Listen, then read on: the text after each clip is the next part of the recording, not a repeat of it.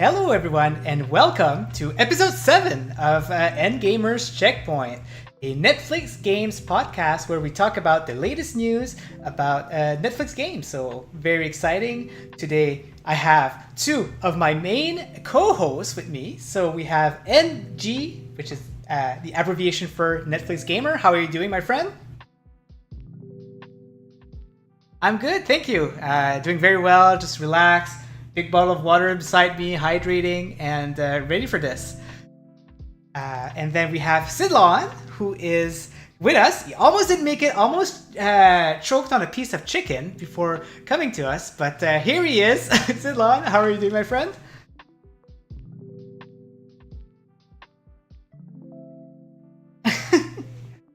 They didn't. Yes. So here we are, and we're ready for an awesome show, and we got everyone here, so I'm very excited. Now, before we start, I'm always curious to hear what you guys have been gaming, and we'll start with Angie. What have you been gaming this week?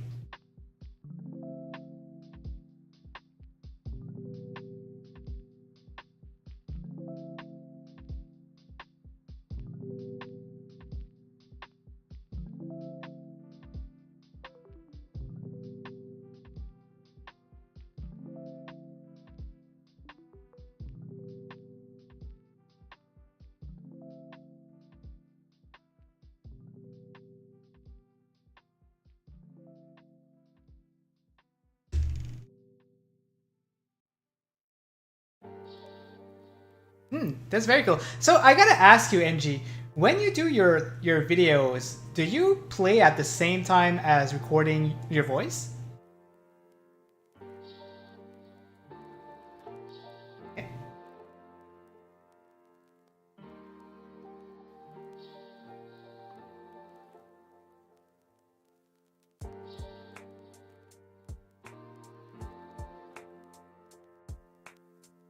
Hmm.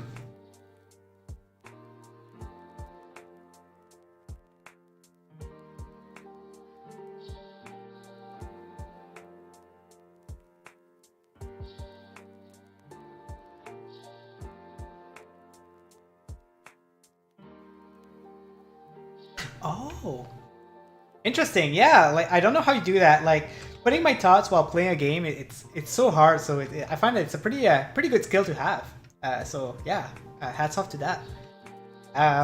So Sidlon, what have you been playing lately?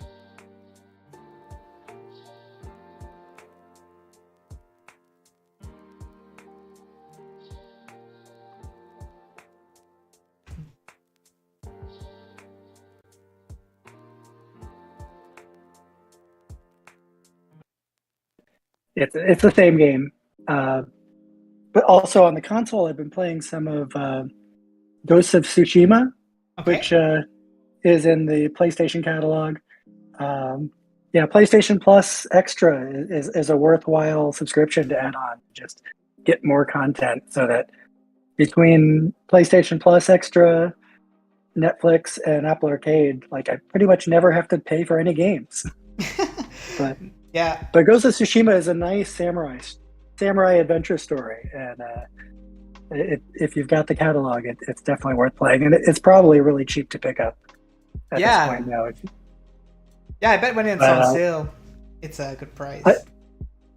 but I just love the Japanese atmosphere, and then just the subtle way they use the wind blowing the grass to give you an idea of which way to run instead of having a real like map UI kind of thing. Yeah, I just love all the details, and I'm looking forward to spending more time on it. Yeah, that's a good concept. Um, and when you go into subscription, it's hard to go back to like buying games because there is a nice variety of games out there. And I just want to apologize to the chat. We were so my crew was unmuted. Just want to recap a little bit. So NG was playing Dungeon Boss Respawn, and he actually makes his videos while recording his voice at the same time. So pretty impressive. But then you got Sidlon there. So I gotta thank Dead Alive for sending me a message on Discord. I didn't get a chance to see what was in the chat yet. But thanks for that. But let's go into chat now. So we've got Mr. Reaver the Beaver who's here. Hello, Mr. Reaver the Beaver. We've got Crow Resin, Skid Crow, hey all. Dead Life says hype, hype. Got Four Scars Gaming saying, is Charlie in the chat? John, do not invite Charlie here. I don't want Charlie to be here. So please do not. We don't speak of his name around here. Yes, he's busy running his chocolate factory. Please leave him alone. Exactly. Very busy man. Yeah, we don't. He's good with his chocolate, but he's not good with his podcast. So leave him out of here. We've got Reaver again. He says hi to everyone, and there you go. Dead Life says we can only hear Ninja Guy. Thank you again for that. Thank you, Ryan, for letting us know. We've got Miss Phoenix. Hello, Miss Phoenix. Hope you're doing well. There you go. And Miss Phoenix is also confirming. There you go. Man, so many people. We've got Dead Life getting off the bus. All right, talk to you later, Dead Life. Nice coming in. And everybody's saying bye to Dead Life. Then we've got David saying, just lurking, but howdy. All hope you have a great show and night. Thank you, David. Really appreciate you jumping in for a sec. And there you go. Oh, Miss Phoenix says, poor Charlie. I know, right? It's like an inside story between me and John, and it's pretty funny. Maybe I'll tell it one day. So, guys, what do you think that we jump in the news this week? We don't have a lot of news, but they're still pretty nice. But we have some interesting subject that we'll be speaking on later on. So, what do you guys think? Well, sounds good. Before we do that, I just want to say, if there's news, we'll make the news. So let's get on the news first. Oh yeah, exactly. I think we all decided to talk about cloud gaming after the news. So, you know me, it's gonna last for the rest of the show. So it's gonna be pretty fun. We'll be here for 60 hours. There you go. Yeah, maybe all night. Maybe we'll do an all-nighter about it. Sidlon Going for a record. Yeah. There you go. All right. So the first news I want to talk is it's the main news and it's pretty exciting. So Storyteller. Well, let me rewind here. Annapurna Interactive had a showcase this last week, and they showcased some games. But all of a sudden, randomly, they had this game they talked about this game that came out on the PC a while back, and it's coming back with an update. But on the same day, it's releasing on Netflix. So very exciting. A lot of people messaged me. They mentioned, hey, it's coming in.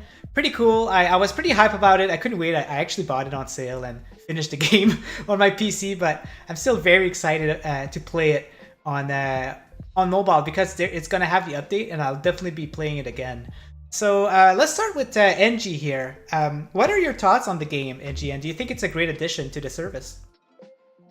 Well, obviously, as obviously both you and Sidlon know Ninja, I'm obviously writing myself. I've obviously written stories myself. So with this, it's quite nice to see that it's quite sort of like a creative way for people who maybe like first starting out with creating their own little stories and wanting to get into creative industries like films, games, writing, and movies. It's a good first step for them because they can basically pick this up. They've got all the characters now in and they have to basically show it, and they can basically make their own little stories of what's going to happen, what they're doing, and also obviously it's good to know this is going to be finding a new audience via Netflix. Obviously, you said it came out on PC a few years ago. That means obviously people might have already played it if they already knew what it was, but now obviously they may not. New audiences who are like interested in Netflix games or only really game on mobile or have heard of it and like, okay, sweet, I can get this new game to try out. So obviously it's going to appeal to a new audience. And it's a good starting ground for those that want to create their own stories. Gotta agree with that. So Sidlon, you've watched the trailer, and I just want to tell you something. The game, if you're a developer, it's like a really good way for people to develop. I find their logical skill of development. While playing the game, I breezed through the game because just because of that, right? Like because I had like the kind of like the logical mind. It was the perfect game to go through. So, what's your thought on that? Are you like excited to play the game? Definitely. This is a game I honestly hadn't heard of until the trailer dropped, but it seems like it's got a following, and I love anything that lets users kind of have ways to create their own content. it's great for people who want to get creative. Had you ever played this before in the past? This was my first time playing it, Yeah. and it was my first time hearing about it also. So like that's why I was really intrigued about it. I never played something like that, right? Like that's the really nice thing about indie games. It's just they bring something unique that you've never tried before, and it just makes it fresh instead of like playing the 13th Assassin's Creed game, right? Like it's just something new and something fun to that you never experienced. So that's what I like about these little games. And it's from a game developer in Argentina, which is, I mean, I just love when you can get like creative teams from all around the world producing interesting ideas that you might not get from a random group in like the usual countries that games come out. That's interesting because Argentina is like one of the, it's a very poor country, right? Because the currency the exchange rate is really, really low on them. And I wondered like how they made it, right? Like I wonder if Annapurna helped them out financially. And, I bet that taxes are just really expensive there because they don't consider developers as a different company than anything else. So it's an interesting thing. And again, like I wonder how they got to communicate with Annapurna and got to deal with them because it can be really hard, especially for countries like that. I know I've talked to a few developers in Mexico and they really struggle at things like that. They really pay a lot of taxes. And I can assume that Argentina is kind of the same. So I didn't know that. It's very interesting.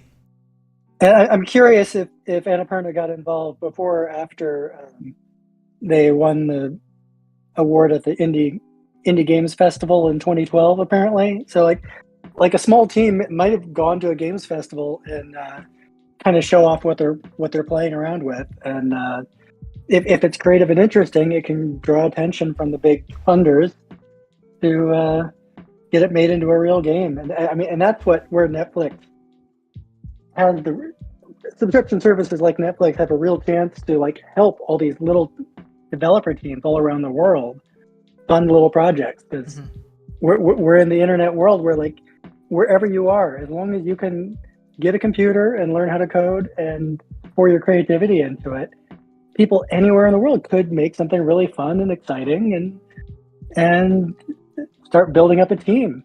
Yeah, I'm definitely looking forward to playing this one based on the trailer. Excited. Yeah, I can't wait to hear you guys' thought on the game after you played it, and if it's something that you'll continue playing after your after your first try. So looking forward to see what you guys think. So moving on to the next news. So guys, Oxenfree 2. We're very close to that date, and they've been advertising it a lot, and we've got some new stuff from Twitter and YouTube, some videos, and so I just want to let you guys know also that Storyteller is coming out September 26th, if I'm not mistaken. So keep a lookout for that. But Oxenfree 2, can you guys remind me when it's coming out? Is it July 12th? It's next week. Is it? It's a week from July today. 12th, yeah. Very nice. It's really sneaking up. I'm not even mentally ready for it yet, but that's awesome. Yeah. Well, just to be ready for the next podcast. Just bring up on the next podcast. Be like, what's my Tuesday? Oh yeah, definitely.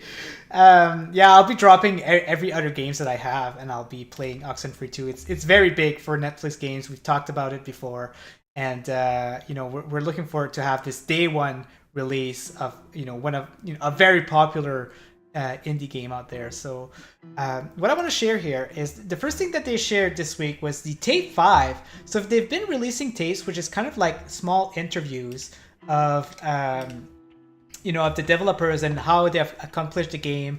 And this one seems to be talking about the complexity of choice, as it says here. So they're talking about, like what kind of decision you're making, what kind of, how the other person is going to react, and if you cut them off, like what's going to happen and things like that. And they really go deep into it. And it's a very, very interesting talk. So guys, if you're really hyped about the game and you haven't watched the tapes, I definitely recommend them. They're really, really nice, like behind the scene kind of how they develop the game. So check it out. Did any of you guys looked it up yet? All right, moving on. No, just kidding. No, I saw some of the I saw one of the ones they posted on Twitter, but I haven't been paying attention to a lot of the takes. Mhm. Yeah, Because I knew there were little teasers, but obviously I didn't really look into them too much. Because I thought, oh, they're just teasing Oxenfree 2, and there's no point really covering that. So I kind of looked over them. yeah, I'm kind of the same, to be honest. Like, I don't usually watch these little things behind the scene. I watched it just for the sake because I'm really hyped about the game, but usually I keep like everything. I don't watch any trailers or anything just because I want to keep the hype and just start fresh and not know anything about the game. So that's how I am. How about you, Sidlon? When you're like really excited about a game coming out, do you like watch learn about everything about the game, or do you just like keep it on the down low until you play the game? It really kind of depends on the game. In this case, like I am so like into that brand that I really don't want to know much in advance before this launches. I'd rather get surprised by what they're doing. I caught a little glimpse in the first little teasers, but I think I'm going to avoid any materials until after I've had some time to spend some time with it. But yeah, I'm looking forward to going back to these characters, and if the conversations are like if there's more repercussions for the way you handle the conversations, I love that. This is a great team that they're going to do some interesting things. Yeah, absolutely. And what was I going to say? Yeah, so the thing is, you have to basically to play the first game multiple times to like kind of understand the whole story. I'm not someone who actually usually like finish a game multiple times, so I'm kind of scared that I'm missing out. But when I play the second game, I hope that I don't miss out on anything by not having multiple playthroughs, right? So we'll see what happens, and hopefully it's the same for the second game. Hopefully I don't get to miss a lot of stuff by just doing one playthrough. So hopefully we'll hopefully they change that a little bit, just for my sake. It depends on what you're into it for sure, but. The multiple playthroughs is good though for people who want more, who wants to keep playing the game and learn more. Another thing that we got here, so almost every day they bring up teasers of some weird videos, and there's some codes in them sometimes, like a hidden code, and there's Morse code in them, and this actually means look away. They keep releasing letters but the people figured it out like the first day. It's crazy, but it's saying look away here. And we actually got another one today, and they also tease like every single day they put a new artwork. I'm wondering if there's any secrets in these artworks, but yeah, they got some very nice artwork, and this is the last one so far. And let's check it out. Right now it's only dark, but yeah, some more hype on it. So NG, is this a game that you're very hyped about? Is this a game that you'll be playing up until the end? I'm weird when it comes to my games. If I'm on a subscription service like say Netflix games or Xbox Game Pass, I tend to just do a first impressions, and then I go for that. Like if it's a game that I enjoy after doing the first impressions, I'm like, okay, I'll keep playing it. But I'll be honest, with a lot of the games I've covered on my channel and made videos on, I don't actually finish. Mm-hmm. I play them for a bit, get my first impressions, see how they feel, see how they play, and if I enjoy them, I'll keep them installed on my phone and use them as background gameplay in other videos. But there are games that I don't do that for, and Oxenfree is one of the ones where I feel like I'm gonna probably do my first impressions, do that first video, and go off for that, because Oxenfree 2 is obviously I've played the first Oxenfree on my channel, done a whole like first impressions on that. Oxenfree 2 is the one where I'm quite curious about, quite interested about, because it's more so what it means for Netflix games as long term. Mm-hmm. Because it's their first big. Well, people will argue Dungeon Boss Respawn. It's their first big game that's day and date with other platforms. It's their first big release from their studios since they've all been acquired and established. It's the first new release as well, and isn't a re-release of a previous title. So it's quite a big deal for Netflix games to be doing stuff like this. And I'm curious what they're going to do, and I'm excited to see what happens. Yeah, definitely. And even though you're not going to play a lot, I feel that you're going to be talking a lot about it anyway, right? Because you'll need to. I already have like 15 videos Yeah. on Oxenfree 2 on my channel. Yeah. If anyone wants to do that and watch them, please go ahead. Do it after the stream though. But I have like 15 videos on Oxenfree 2. Exactly. I feel like you'll be talking about it. You'll be monitoring, how well it's doing and how it's impacting Netflix games. Like if it's Yeah, what they helping need out. to do, Yeah. if it's successful, Oxenfree 3, Oxenfree 4, Oxenfree 5, Oxenfree the TV show, Oxenfree the movie, Oxenfree Oh my merchandise, gosh. please and thank you. Yeah. Sidlon will be very excited if there's a TV series coming out of that. That's for sure. Oh yeah, no, I am a TV nut, and I will check out any Netflix TV series spin-offs they want to make off of their own properties. But it has to be animated. It has to be animated, right? It's got to be animated. That's the deal. Netflix is not animated. We ain't talking. We're breaking up. There you have it. All right. When the source material is cell shaded or animated, it would definitely make sense. Exactly. Live action would be pretty hard to pull off. Yeah. But yeah, no, this is exciting. But since you brought up that the multiple playthroughs, I realized like I only played through I think like once and then maybe a quarter or a third through a second run. But this is one case where I might have to look at wikis to like figure out the things that I missed by not. What information did I miss by not playing through 5 times? And you might point me later. So there's probably some good summary somewhere of things you should know before going into the sequel, if you want to understand what happened in the first one. Yeah. Ninja, just giving you next video idea. That's your next video idea. Oh no! Now I have to do that. We need a spoiler video spoiling Yeah. like everything you learned from the first one. Yeah, I do want to keep playing it at some point. I don't want to read any spoilers because of that. But hopefully I don't get spoiled by playing the second game, But at least I got one playthrough in the back, and I did watch the alternate ending on the second playthrough. So I kind of know, but I feel like there's a lot to it even while you play your second playthrough. So yeah, maybe I'll play it even before it comes out. We'll see how it goes, but I'm really into Moonlighter lately, so yeah, there's a there's a lot of games. I have about 18 games that I have a goal to finish on Netflix. So but there's these type of games like Oxenfree 2 that's going to be bumped up as soon as it comes out. So yeah, very interesting, very exciting. So the next news that we have, it's actually something that Sidlon has been playing a lot, and he's a big fan of the game. So Scriptic is a game where you basically run.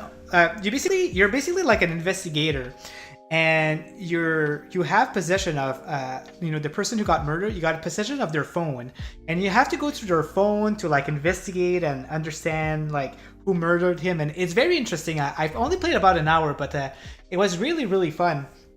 And again, it's an interesting concept. I've never seen this concept before. But the interesting news here is that they've announced that they raised $5.7 million to create a user-generated game using generative AI. It's very hard to understand exactly what they mean by that. There's not like enough information to get like a full understanding.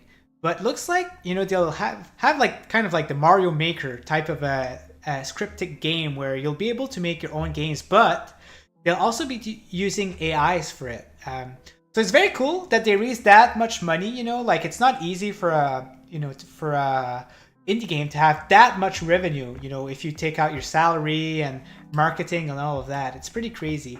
But Sidlon, I want to hear your thoughts on that, first, because you're a fan of the game. You've even looked into the game that is outside of the service, which has like more episodes and stuff like that. So I just want for you to give us like just a summary of what of your thoughts on everything on that.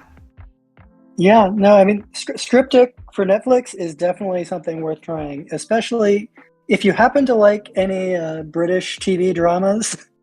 Like there's a show Broadchurch that I loved, and it actually kind of reminds me of that, where there's just like a core mystery, and there's secrets from all the different people related to the victim, and there's like a British police team working on tracking down the culprit, and it's just amazing to me how they stage this game so well in like TV episode size chunk of content, but it's all interactive, and you're like deciding which team members to ask questions to have them follow a trail. This is clearly a smart developer, and Scriptic was out before Netflix games as like the Lost Phone, or I think it's the Lost Phone games, but essentially, or Dead Man's Phone was the original series. Then they renamed it to Scriptic and attached the Netflix games. But you can download the Scriptic app separately that comes with adventures other than the Dead Man's Phone stories. There's 2 Dead Man's Phone stories, each one with a number of chapters. But then separate from that, they have like the horror themed scary stories that actually used AI apparently to generate the graphics that you'll see within the story and video, I believe. But this seems like a very different kind of use of AI going forward.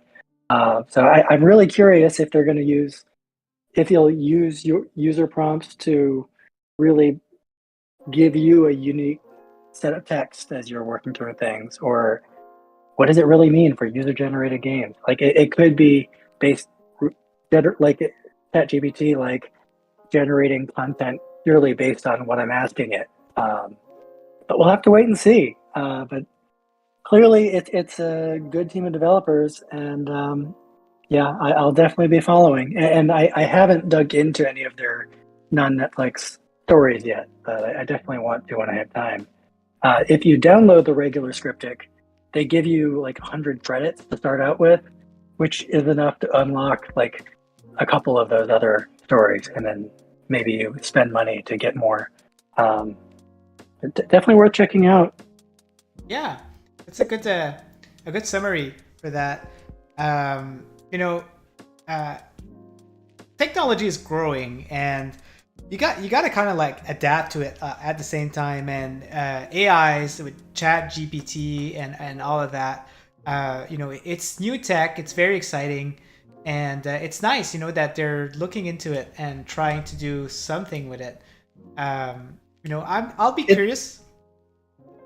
And it's also risky, clearly, that like if ChatGPT type technology can really be used to generate the content of the game, then you start to be at risk of putting a lot of people out of work. And that's happening industry by industry. Lots of people's jobs can, at least from a high level, corporate executives can decide that your job can be replaced with ChatGPT, even if it really can't. So like there's a lot to be nervous about with AI, but then I'm also excited to see how creative ways people find to use it efficiently. And we'll see. Maybe the Scriptic developers can do something interesting with it that doesn't put all of their employees out of work. Yeah, the thing is, I don't like I like that they're giving that idea it's going to be fresh and new, but what I don't like is that if it becomes popular, if it sells well, then everybody's going to be doing the exact same thing, right? I want if they're going to be using Chat GPT and DALL-E and all of that, I would love to at least all of these developers to do different ideas. Like if they do that, then it's going to be pretty fun. But if they all steal the same idea, then I'm probably going to lose interest sometime fast. It's just going to be saturated, and it's not going to be an interesting concept for me. But NG, so we're hearing that from Scriptic. And there's new episodes from Scriptic that we did not get on Netflix games. Do you think that this new technology, do you think that they'll be releasing that on Netflix games? See, I hope so. I hope eventually Scriptic brings more of its episodes to Netflix games then. But I will say, when it comes to that technology, obviously AI is a tool when it comes to the development of things like gaming and whatnot. we've had AI in games for literally since the inception of games. Like the sprites from back in the Atari were AI. Yeah. So the AI we have now is a lot more advanced, and it could lead to better improved characters in games. Where say in GTA for example, you could have characters actually do more than just like stand there and run away when you pull out a gun. You could have someone like try and fight you or something. You have someone try and disarm you. It'd be quite interesting to see how they develop the technology more in game.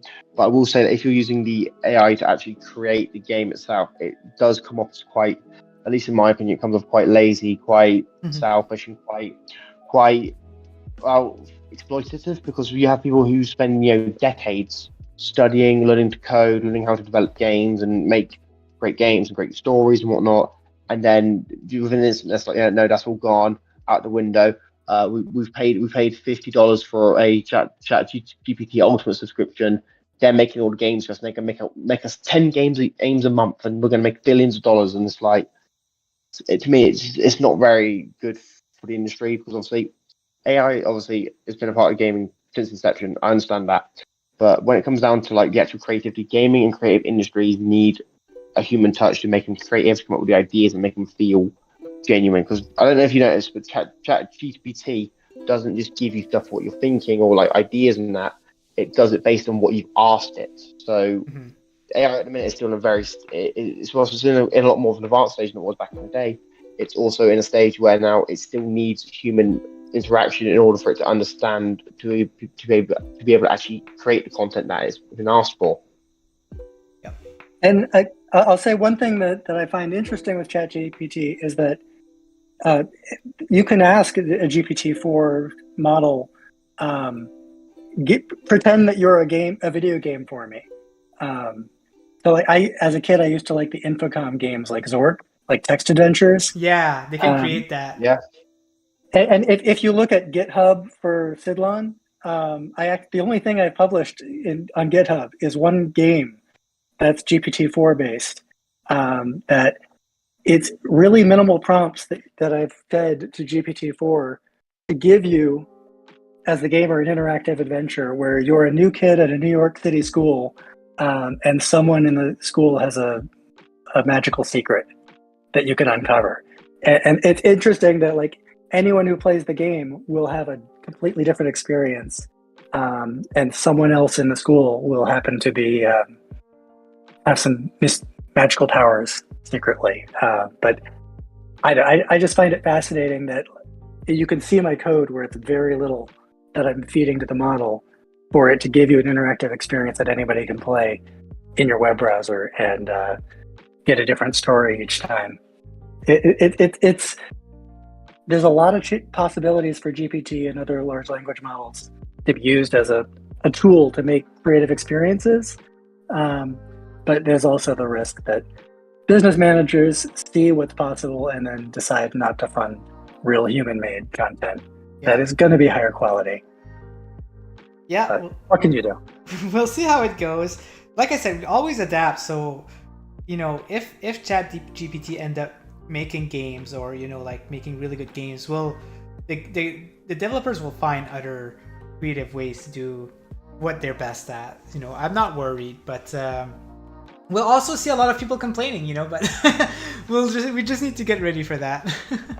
What I reckon will happen personally is if this does happen, I reckon a bunch of developers will set their own studios and try and make games that are competing with the ChatGPT games, but they'll all be like similar quality and not really that good. And suddenly we'll have a second video game crash like we had back in the 80s. Yeah, definitely.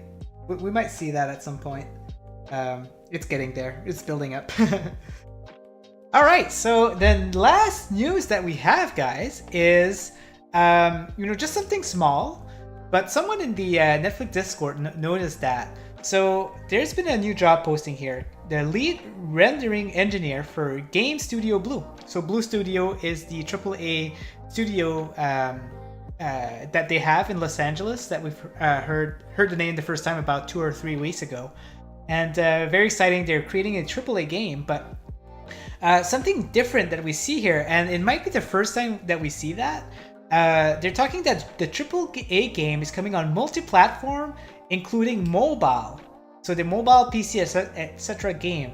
I think it's the first time that they mentioned mobile here. So it's quite possible that the AAA game that they're working on might be available also on mobile, or could very well be a side game for mobile, related to the same AAA game. So if you could take a guess, NG, what would you think that this means? See, I'm hoping this is actually similar to how we've seen games like Dust and Neon appear on both mobile and Yes. console and PC. Instead of it being more like what happened with like back in the day when you had, say, Tony Hawk's Pro Skater 2 on the The PlayStation 2 Engage. and the Yeah.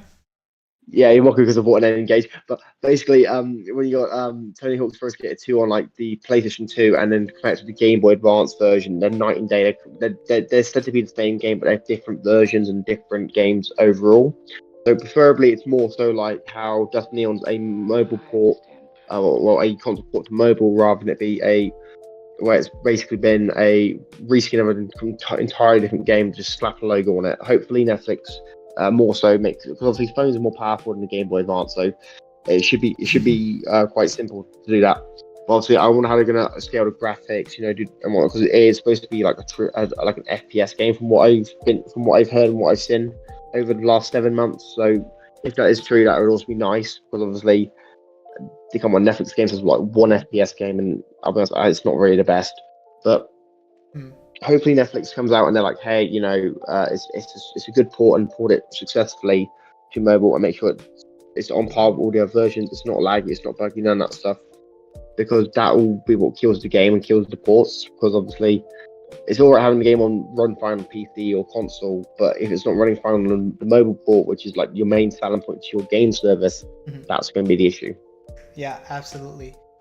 And so Sidlon, what's your thought on this? Do you think it's going to be like a separate game, or completely different, or do you think that they're going to be putting the same game on mobile? What do you think? I mean, the nice thing about the modern age of game making is that as long as you're making your game with an engine like Unity or Unreal, it's not going to be that hard relatively to make a mobile port. It's not like the old days where if you made your PC game and you wanted it to be on a console, you had to like re-implement it completely. Now there's these ready out of the box game engines that make it take about most of the work of getting your game over to mobile or consoles. And then you could, as long as they give us lots of dials to adjust all the graphics levels based on the capabilities of my phone or tablet, they can probably have it just be the same game, and just probably adjust the control scheme if it's a first-person shooter or something, to something based on touch controls, and hopefully having game controller support. Because if you have a tablet and a PS4 controller, you can pretty much play anything you could play on a console just perfectly fine. But then a lot of times they don't want to assume people will buy a controller. Now, when I first read this, my first thought was that maybe this is a cloud game. Because if this was all a big AAA cloud game that was going to launch when Netflix's cloud service launches, you could have your cloud client running on mobile or PC or consoles. But my guess is this is actually a native PC game. But I'm really curious what the monetization is going to be. Like, is this going to be free to Netflix subscribers on all those platforms, or only on mobile? And will people have to pay $50 to get it on PC? Time will tell. I haven't seen any hints about what Netflix is thinking about pricing outside of mobile. But hopefully, if they do drop any hints, somebody will post to the Discord and we can stay on top of it. Yeah. NG, wink wink. Whenever you get the news, make sure to let us know. So yeah, I find that AAA games is possible on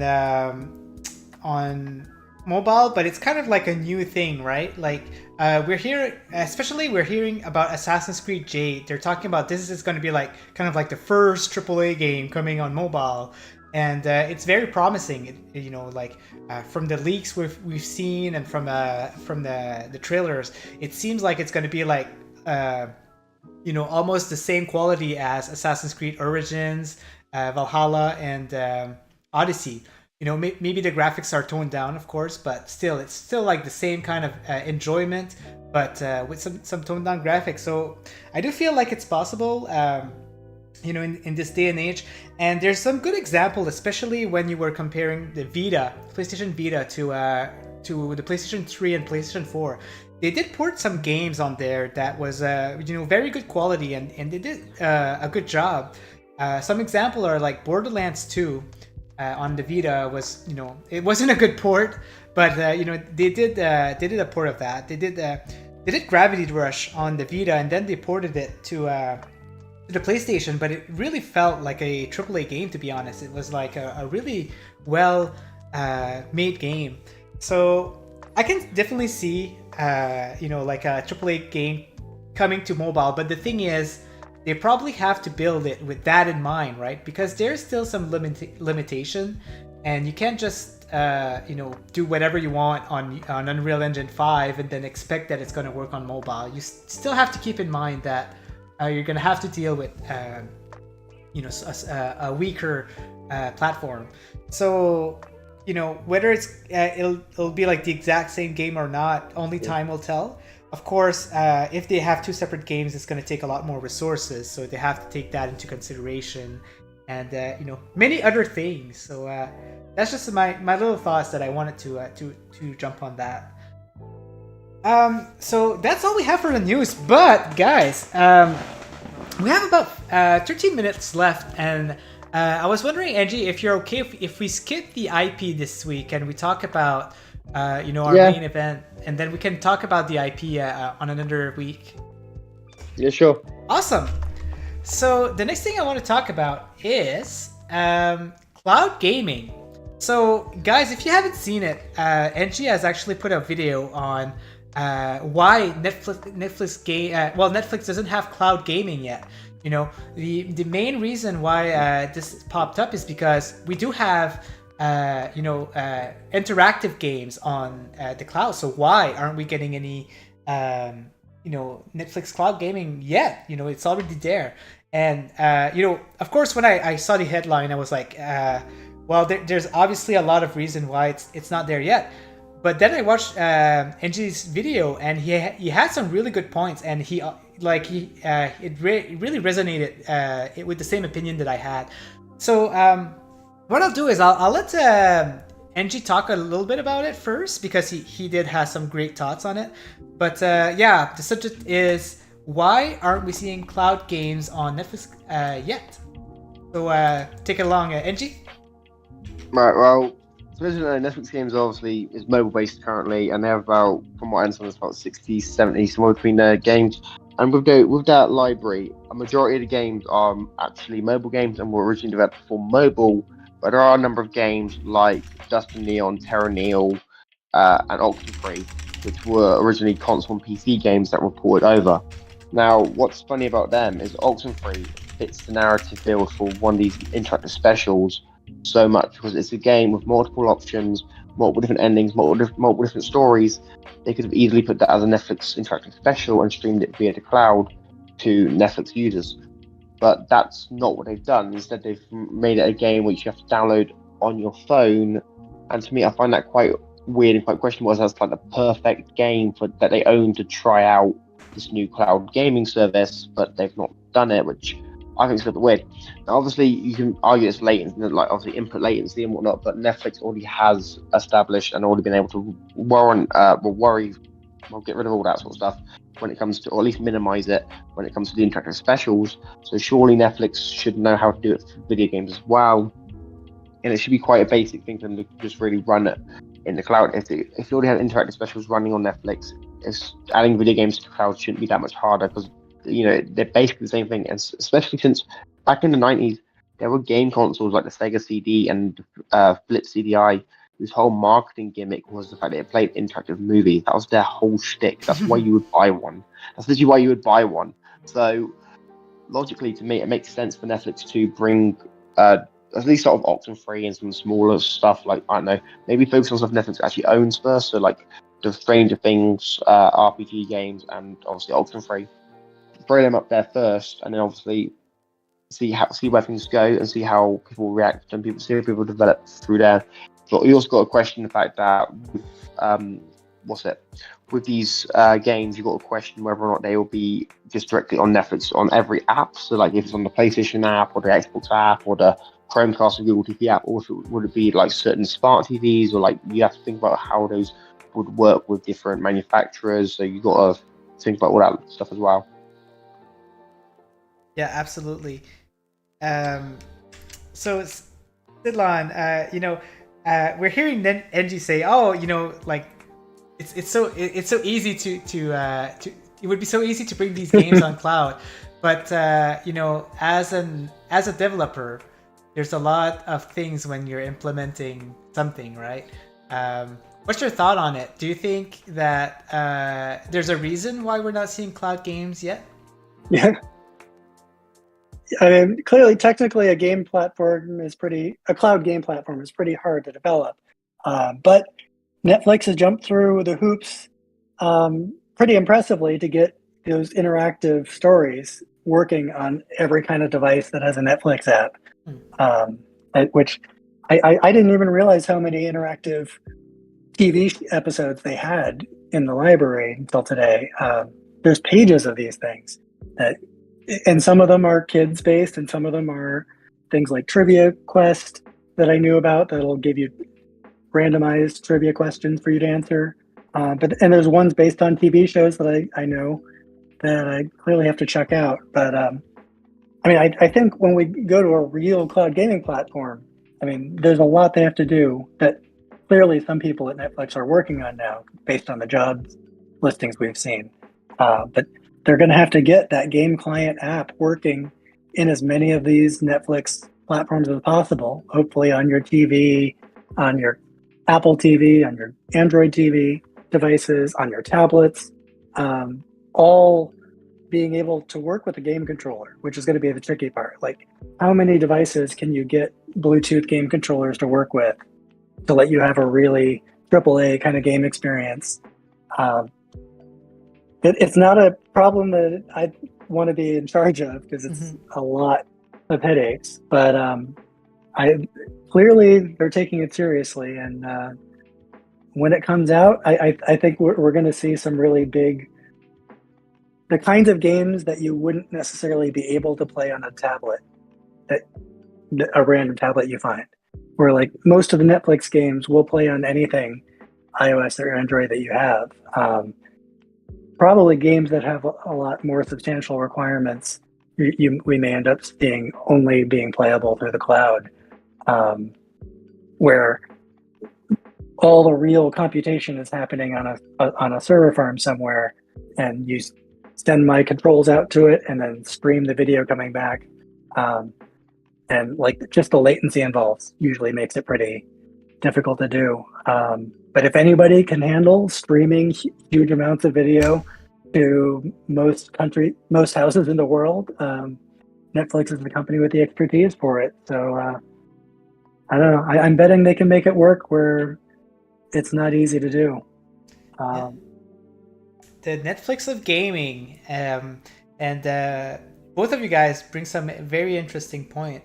So the way that Stadia, they had a rule. So all of the Stadia games, they had all of their games on both PC and basically like consoles, right? Like PC, or you would play it on a Chromecast. So with the Chromecast, you could only play it with a controller. You could not play it with a mouse and keyboard. So they had a rule where every single game had to have a mouse and keyboard and controller support. I think there was one game that only had, I think, controller support, but it started with mouse and keyboard and controller. It was PUBG, and they couldn't do both because just of complication. Like, it wasn't fair for the controller people playing against the mouse and keyboard people, and and all of that.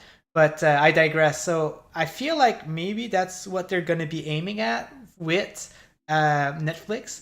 They might go ahead and make sure that all of their games are compatible with the mobile and with the touchscreen and with a controller, not mouse and keyboard, right? Because it's not what they're aiming at.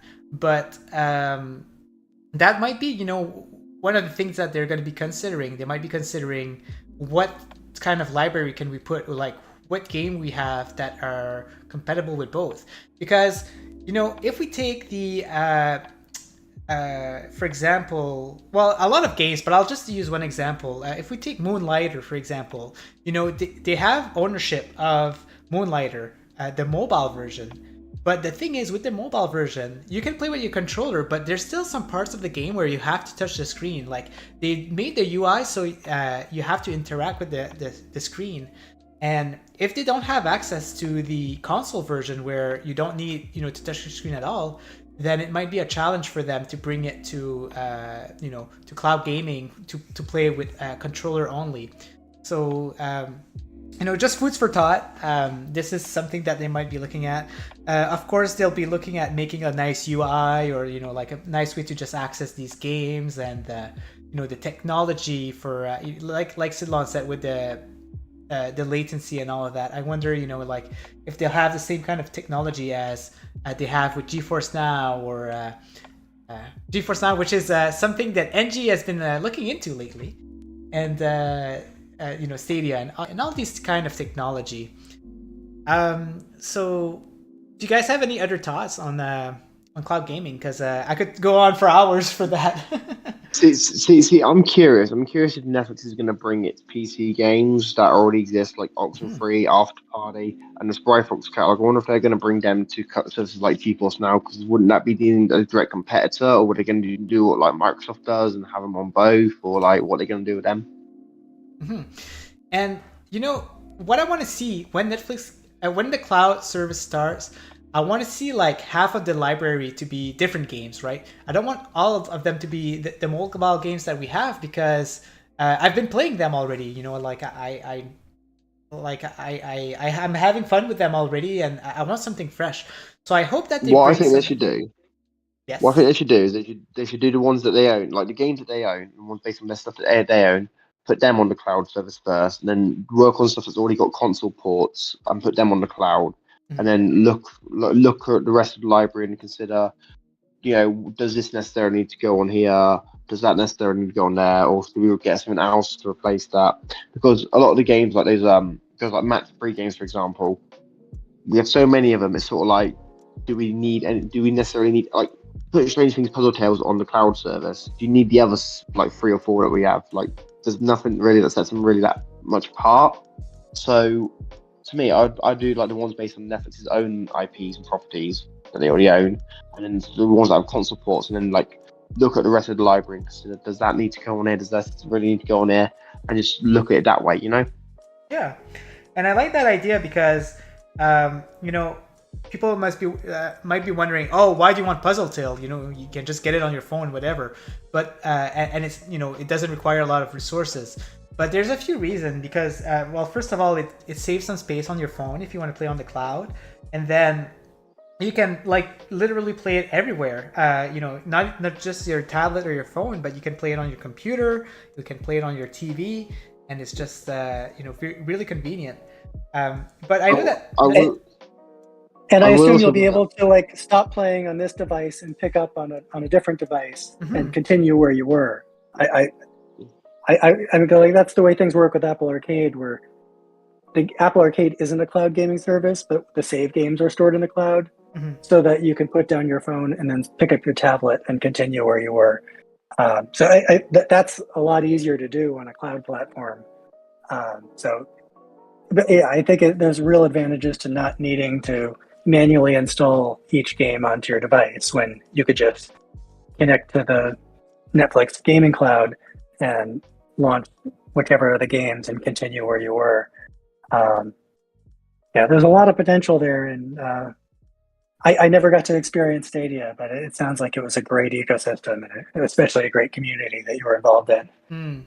Yeah, absolutely. And NG has been starting to get part of the community. Also, I see that you've been speaking to Lee, especially, and I'm not sure if you've been speaking to other cloud gaming people, but I like that you're getting involved with all of these people. It's very nice. It's really weird because I have two Twitter accounts, and I'll say I jump between the two. So I'll Yeah. talk about Netflix games on my Netflix Gamer Twitter account, and then on my my other Twitter account from my other YouTube channel, which is the bigger channel, I talk more about retro stuff. So obviously on that one, I'm more talking like PSP, GBA, stuff like that. And so when I jump between the two and I get notifications, and it's like, oh, like Ninja actually liked your tweet, and I see you like the tweet on both my accounts. I'm sort of thinking like, which account am I logged on to again? Yeah. Yeah. Hard to keep It's track. confusing. And then there was one of them took my face and was like, oh, that's that one. That's the other one with the logos. Yeah, okay, that. Yeah, you gotta look at the logo for sure. Yeah. I will also say what you just said with the cloud gaming thing. I will say I also reckon games with widescreen will be favoured over the ones that don't have a widescreen because obviously they fit better on TVs than ones that are obviously portrait mode. Mm-hmm. Yeah, for sure.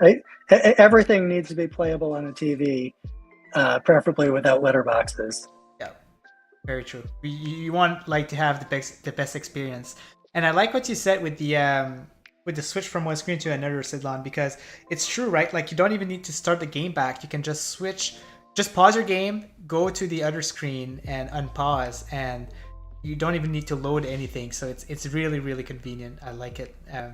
When I was doing that back then, it was nice. So my girlfriend wanted the TV, so no problem. I just switched to my other screen and back in the game. So it's really nice. I hope that they get a like a really good experience. The people with the best experience right now are GeForce Now and Xbox Cloud. Xbox Cloud is debatable. For some people they're not having the best experience, but I just hope that they get subpar with these type of experience. It is not Netflix after all. They have the budget, and I think we're going to see something of great quality. So guys, I just hope we get some real. I hope we get some real details out of them. Yep. By the end of the year, hopefully, just give us something to latch our teeth onto to get an idea of what to expect. But there's time this year that I think they can hopefully drop us some little tidbits. Yeah, we're huge suckers for for Netflix news, so definitely we'll be keeping our eyes now out like little hermits there. So Netflix games or Netflix, don't worry, we'll check it out whenever you have some news for us. So that's all the time we had, guys. That was really fun. I love talking about cloud gaming. So that was really fun. So keep a lookout, guys. We'll keep doing some Netflix games news. Like next week, we'll be talking about Oxenfree 2, obviously, since it's coming out. But hopefully we'll hear about some new stuff. Very exciting. We've been having some new stuff that we learn almost every single day. So just keep a lookout. If you miss out, just come here and we'll get the news out for you. So NG, I'll let you do the goodbyes and before we leave, because you're good at that. And yeah. So guys, before you all go, make sure you subscribe Ninja, like the stream, obviously. Check out my channel, obviously Netflix Gamer. I do put out videos whenever I can. Obviously, nice little cloud gaming video currently available if you're interested. Nudge. But yeah, guys, thank you all for watching. Obviously, be nice, be kind. Enjoy gaming. Don't worry about the whole console war, whatever garbage that everyone else seems to participate in on social media. Yes. Just enjoy your games. Just enjoy yourself, enjoy life. Get good friends, good food, good beer. There you go. So once again, subscribe, like, share, all that good stuff, and we'll see you all next week in the next episode. Peace. Bye, everyone. Later. Bye.